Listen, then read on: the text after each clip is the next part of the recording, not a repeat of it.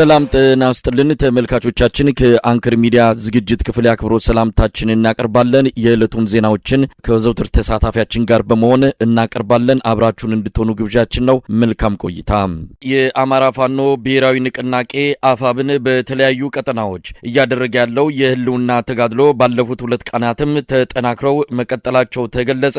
ሰሞኑን የተካሄዱት አውደ ውጊያዎች ባለፉት 3 ዓመታት የአማራ ፋኖ ብሔራዊ ንቅናቄ እንደ አዲስም ከተቋቋመው ወዲህ የአገዛዙን ሰራዊት የማዳከምና በሎጂስቲክና በተለያዩ አቅም ማጠናከሪያዎች ራሱን የሚያደራጅበት ውጊያዎች እንደሆኑ ነው ለማወቅ የተቻለው። በዚህም በርካታ የጦር መሳሪያዎች መሰል ጥይቶችና የተለያዩ ቁሳቁሶች መማረካቸውን በርካታ የአገዛዙ ሰራዊትም በቁጥጥር ስር መግባታቸው ተመልክቷል። በተለያዩ የአማራ ክልል አካባቢዎች ካለፉት 3 ቀናት ወዲህ የአብይ አህመድ ሰራዊት ምድብ ቦታውን እየለቀቀ ወደ ፋኖ ቀጠና እየገባ እጅ እየሰጠ ሲሆን በከፊልም ወደ ተለያዩ አካባቢዎች በመሸሽ ሰራዊቱን እየተለየ መሆኑን ነው ለማወቅ የተቻለው። በወቅታዊ የፋኖ የተጋድሎ እንቅስቃሴ ዙሪያ ያሉትን መረጃዎች የዘውትር ተሳታፊያችን ባጭሩ ያቀርበዋል።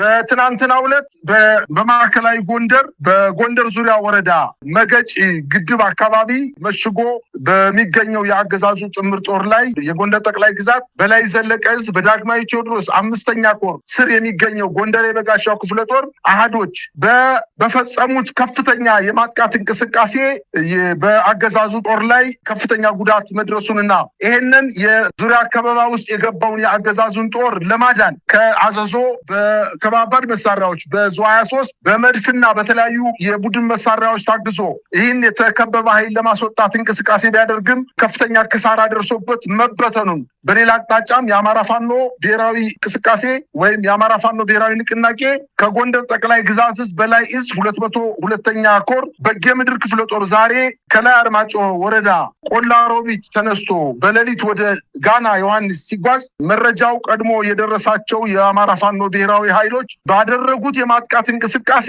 በደፈጣና በከበባ ጥቃት 31 የአገዛዙን ጥምር ጦር በመግደል 5 ማቁሰላቸውንና በርካታ ተተኳሾችንና ወታደራዊ ትጥቆችን መማረካቸውን አስታውቀዋል። ከዚህ በተጨማሪ በዚሁ ቀጠና በበለሳ ከትናንትና ጀምሮ እየተደረገ ባለው ጦርነት አካባቢው በ4 አቅጣጫ ማለትም በአርባያ፣ በማክሰኝት፣ በጎሃላና በኪንፋስ በገላ በኩል የፋኖ ኃይሎች ገስግሰው ወደ አይመን ወደ መተባለችው ከተማ በመሄድ አይመን ከተማ ላይ መሽጎ የነበረውን የአገዛዙን ጦር በ4 አቅጣጫ በማጥቃት ከፍተኛ ክሳራ እንዳደረሱበት ለማወቅ ተችሏል። ይሄ ውጊያ በዛሬው ዕለት ከሰዓት በኋላ የቆመ ሲሆን አጠቃላይ የደረሰውን ጉዳት ለወደፊቱ የምናቀርብ ይሆናል። ይህ በእንዲህ እንዳለ እንግዲህ በቤንሻንጉል ጉሙዝ ክልል በመተከል ዞን ዋና ከተማ በሆነችው ግልገል በለስ ከተማ ላይ የፋኖ ኃይሎች ከጉሙዝ ኃይሎች ጋር በጋራ በመቀናጀት በከተማዋ ወይንም የዞኑ ዋና ከተማ በሆነችው ግልገል በለስ ላይ በፈጸሙት የማጥቃት እንቅስቃሴ ትናንትና ከጠዋቱ 12 ሰዓት እስከ 5 ሰዓት ባደረጉት ውጊያ በከተማዋ ላይ ሰፍሮ የሚገኘው ኃይል ከብልጽግና አመራር ጋር በከፍተኛ ደረጃ የተጎዳ ሲሆን ከቻግኒ ከተማ ከባባድ መሳሪያዎችን ወደ ከተማው በመተኮስ የፋኖ ኃይሎች ሲቪሉ ሲመታ ይወጣሉ በማለት ከመናኸሪያው አካባቢ የመድፍ ቅንቡላ በተከታታይ በመጣል በከተማው ንጹሃን ዜጎች ላይ ከፍተኛ የሆነ የሞት አደጋ እንደተከሰተና ምናልባትም ከ25 በላይ ንጹሃን ኢትዮጵያውያን ወይንም የከተማው ነዋሪዎች በተወረወረ ከ20 ኪሎ ሜትር ርቀት ላይ ወይም ቻግኒ ከተማ ላይ በተወረወረ መድፍ ጉዳት እንደደረሰባቸውና ህይወታቸው እንዳለፈ ነው መረጃዎች እያመላከቱ የሚገኙት። እንዲሁም በሌላ ዜና የአማራ ፋኖ ብሔራዊ ንቅናቄ ሸዋ ጠቅላይ ግዛት አሳምነው ዕዝ ያለ ጦርነት የአገዛዙን ጦር እያስከዳ ከራሱ ጋር እየቀላቀለው እንደሆነ ለማወቅ ተችሏል። ከሻለቃ መሪ ጀምሮ እስከ ዲሽቃ ተኳሽ ድረስ በርካታ የኮማንዶ የአየር ወለድ እንዲሁም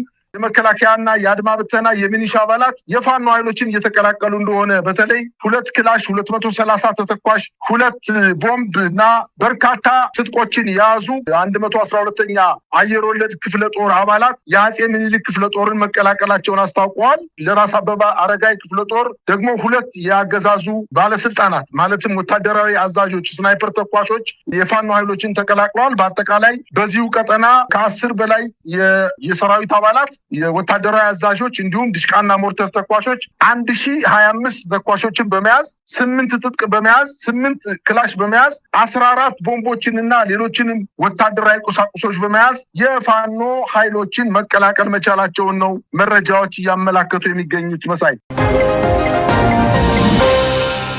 ይህ በእንዲህ እንዳለ ሰሞኑን በደጋዳሞት አካባቢ አብይ አህመድ ከፍተኛ ሜካናይዝድ ኃይል ጥቃት መክፈቱን ተከትሎ የተለያዩ መረጃዎች እየወጡ ነው። ወደ ስፍራው ስልክ በመደወል የአማራ ፋኖ ብሔራዊ ንቅናቄ የቴዎድሮስ እዝ ምክትል የህዝብ ግንኙነት ክፍል ኃላፊ አርበኛ እስቲበል አለሙን መስመር ላይ አግኝቼዋለሁ። አርበኛ እስቲበል አሁንም ውጊያ ውስጥ እንዳላችሁ ነው የደወልኩልህ። እስቲ ያለፉትን 4 ቀናት እንዴት እያለፋችሁት ነው ያለው? መጠነ ሰፊ ጥቃት ነው አገዛዙ የከፈተባችሁና ያለውን ሁኔታ ባጭሩ ግለጽልን።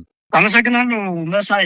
እንግዲህ ከዚህ በፊት ከሰኔ 10 እስከ ሐምሌ 10 የሚል እቅድ አቅዶ ወደ ደጋዳሞት በተለይ የቴዎድሮስ የቦታ መቀመጫ ወደ ሆነው ወደ ደጋዳሞት ተንቀሳቅሶ ነበር። በዛም 76ኛ ክፍለ ጦርና 59ኛ ክፍለ ጦር ሙሉ በሙሉ በመደምሰስ እቅዱን አዛብተነው ነበር። ከሳምንታት በኋላ ደግሞ እንደገና መልሶ በመደራጀት ከ3 ጀነራሎች በላይ ከ7 ኮሎኔሎች በላይ በመያዝ ወደ ደጋዳሞት በርካታ ኃይል አሰልፎ ተንቀሳቅሷል። በዚህም በርካታ የአብይ አህመድ ሰራዊትን መደምሰስ የተቻለበት ሁኔታ ነው ያለው። እንግዲህ ደምስሰናቸዋል። ጠላት እኛን እንደ ሽምቅ ተዋጊ ሳይሆን እንደ መደበኛ ተዋጊ ነው እየቆጠረን ያለ። ሜካናይዝድ ጦሩን ሙሉ በሙሉ 6ኛ እዝን፣ ምስራቅ እዝን እና ሌሎችን ተጎራባች ቀጠና ያሉ እዞችን በመያዝ ኮሎኔሎችን በመሰብሰብ ወደ ጎጃም ምድር እየተንቀሳቀሰ ነው ያለው ጠላት። በተለይ ከቋሪት ደጋዳሞት አካባቢ፣ ከአዴት፣ ከደንበጫ፣ ከፍኖተ ሰላም ኃይሉን በመሰባሰብ ወደ ደጋዳሞት እየዘመተ ያለበት ሁኔታ ነው ያለው። ይህንን ኃይል ግን በዚህ ልክ እየመከትነው ነው ያለ ነው። እንግዲህ በዚህ የገጠመው ምንድን ነው? እኛ እንደምታውቀው መሳይ የሽምቅ ተዋጊዎች ነን፣ ጉሬላ ፋይተሮች ነን። ቦታዎችን አስፈላጊ ሲሆን እንይዛቸዋለን፣ አስፈላጊ ሲሆን ደግሞ ልንለቃቸው እንችላለን። ምክንያቱም እኛ የመንግስትን አከርካሪ ኃይል መስበር ማዛባት ነው አላማችን። መደበኛ ውጊያ ገና አልጀመርንም። እስከዚያ ድረስ ደግሞ ጠላትን ስቦ ማስገባት፣ ወደ ምንፈልገው ቦታ ስበን አስገብተን ምንፈልገውን ሎጂስቲክ ምንፈልገውን መሳሪያ መያዝ ነው ታርጌታችን። በዚህ መሰረት እንግዲህ ሻለቃ ዝናቡ ጭምር የመራው ደጋዳሞት ላይ በነጋቴው ደጋዳሞትን እንደያዘ በማግስቱ ታላቅ የሆነ ውጊያ አድርገን ብሬንና ስናይፐሮችን የቡድን መሳሪያዎችን መደምሰስ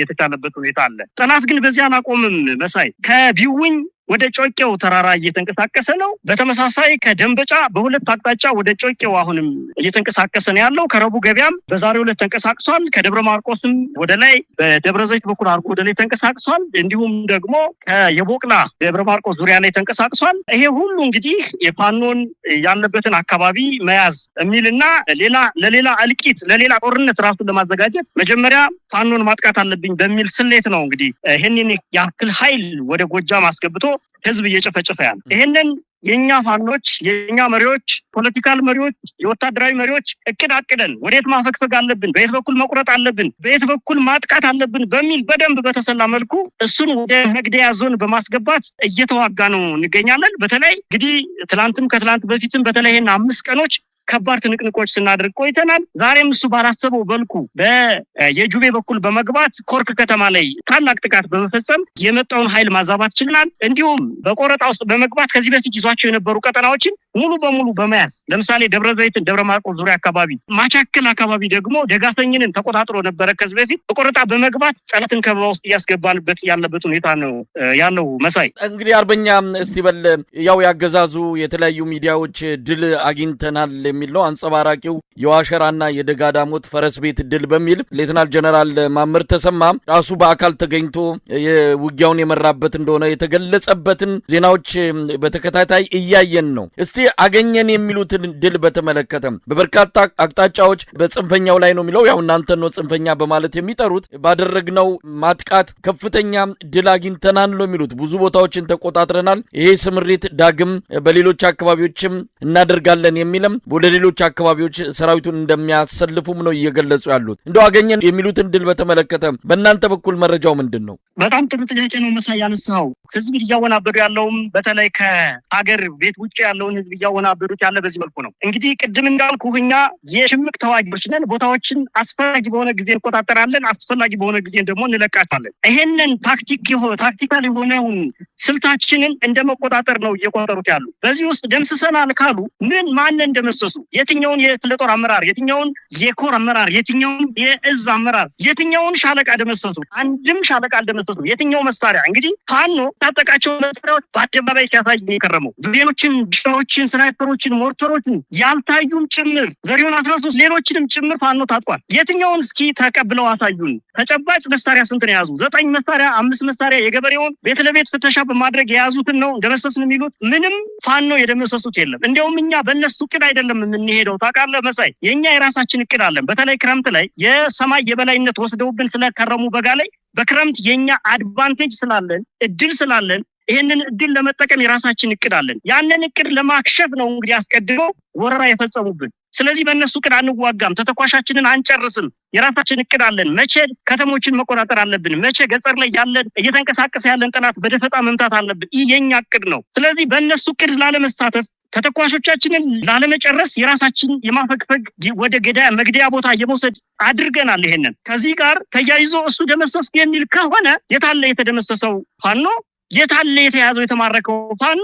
የታለ መሳሪያው? እንግዲህ በአየር ላይ አይደለም እኮ ይሄ ሁሉ በሺህ የሚቆጠር ፋኖ ነው እያንቀሳቀስን ያለን ቴዎድሮስ እዝ ላይ። ስለዚህ ማንን የያዙ በተጨባጭ ማን የተደመሰሰ በተጨባጭ?